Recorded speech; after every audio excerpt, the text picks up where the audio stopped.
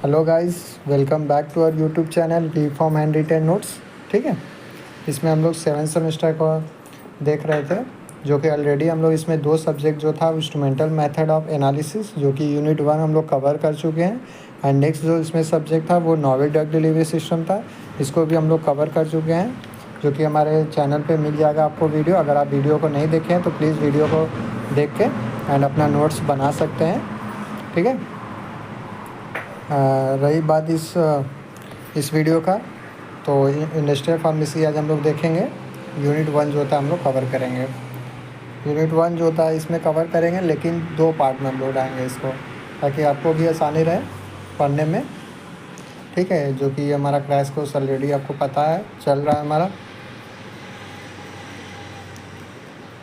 तो स्टार्ट करते हैं। इस यूनिट का जो नाम है वो पायलट प्लांट स्केलअप टेक्निक है। इंट्रोडक्शन देख लेते हैं पहले। कुछ डेफिनीसन है जो कि हम बता देते हैं आपको, ये 2 मार्क्स में पूछते ही हैं। जैसा पहला है हमारा प्लान, क्या होता है? It is the place where 5M like money material man method and machine are brought together for the manufacturing of the product. ठीक है, प्लांट ऐसा कि प्लांट होता क्या है? ये एक तरह का प्लेस होता है जहाँ पे money material man method machine को कंबाइन करके हम लोग यूज़ करते हैं मैन्युफैक्चरिंग करने के लिए प्रोडक्ट का। ठीक है, इसी को हम लोग प्लांट बोलते हैं। समझ में आए?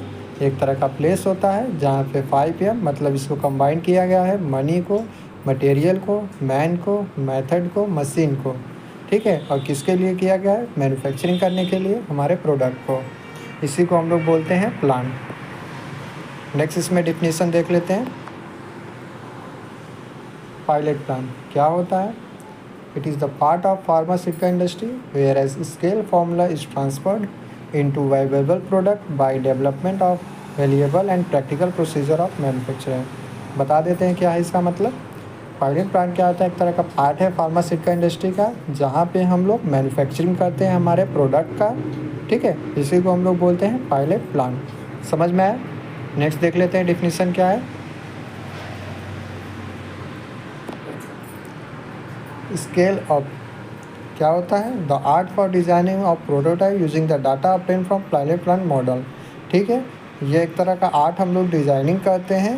कहाँ से? जो कि डाटा हम लोग को ऑब्टेन किया गया है पायलट प्लांट मॉडल से। इसी को हम लोग बोलते हैं स्केल अप।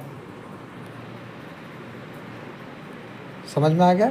नेक्स्ट देख लेते हैं, इसमें ऑब्जेक्टिव है। ठीक है, पहला क्या ऑब्जेक्टिव है इसमें? Evaluation and validation for process and equipment. मतलब ये है कि हम लोग इसमें इवेल्युएट करते हैं अपने प्रोसेस एंड इक्विपमेंट को एंड वैलिडेट करते हैं अपने प्रोसेस एंड इक्विपमेंट को।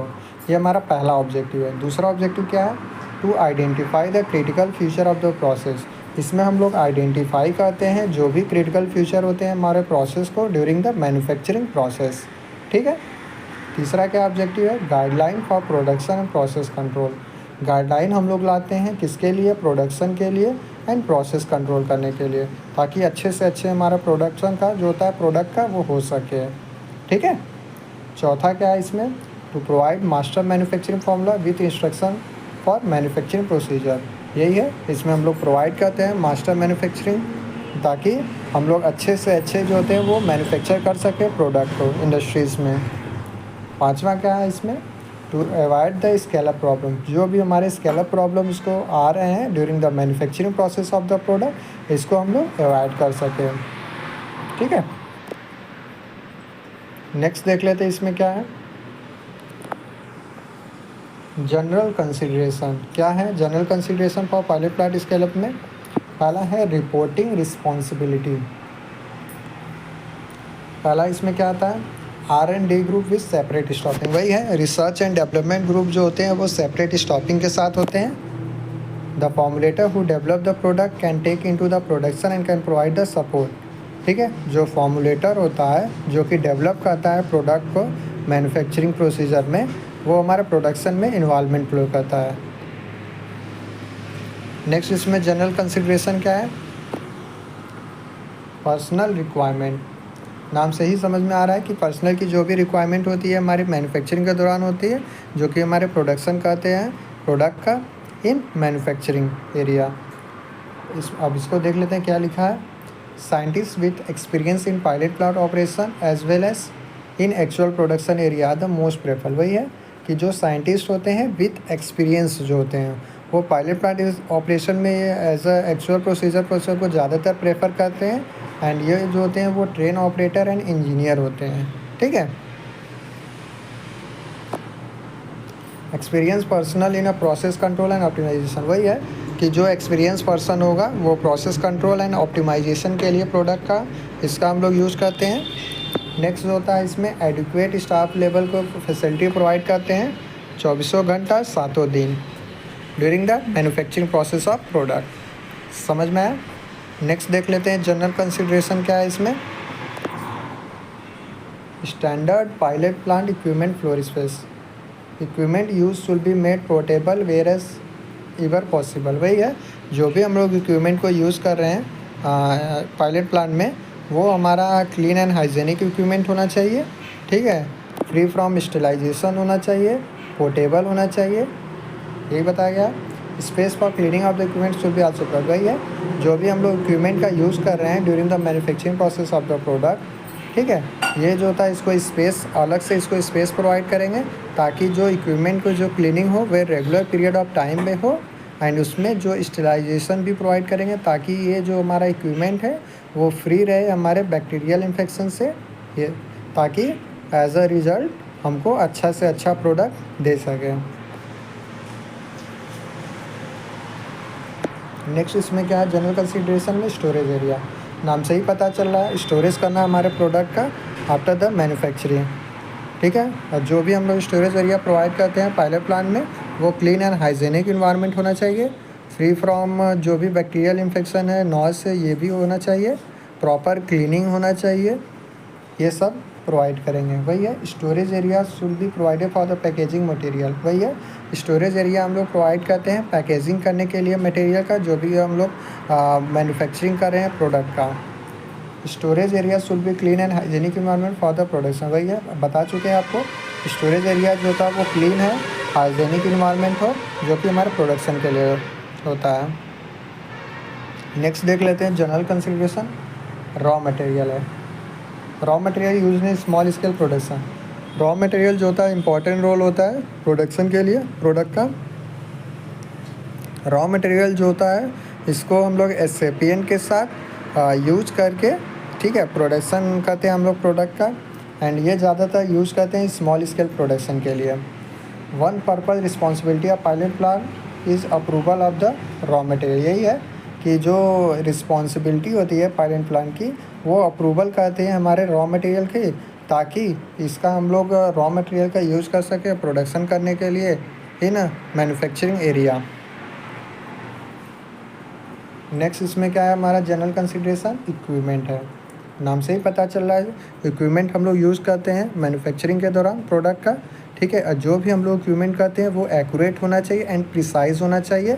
इक्विपमेंट हमारा क्लीन एंड हाइजेनिक इन्वायरमेंट होना चाहिए, फ्री फ्रॉम स्टेलाइजेशन होना चाहिए before the manufacturing of product. Equipment को हम लोग क्या होते हैं इक्विपमेंट को हम लोग क्लीन करेंगे, वॉश आउट करेंगे एंड ड्राई भी करेंगे। अब देख लेते हैं इसमें लिखा क्या है, ये हम आपको समझाने के लिए बताए थे, बाकी इसमें भी देख लेते हैं लिखा क्या है।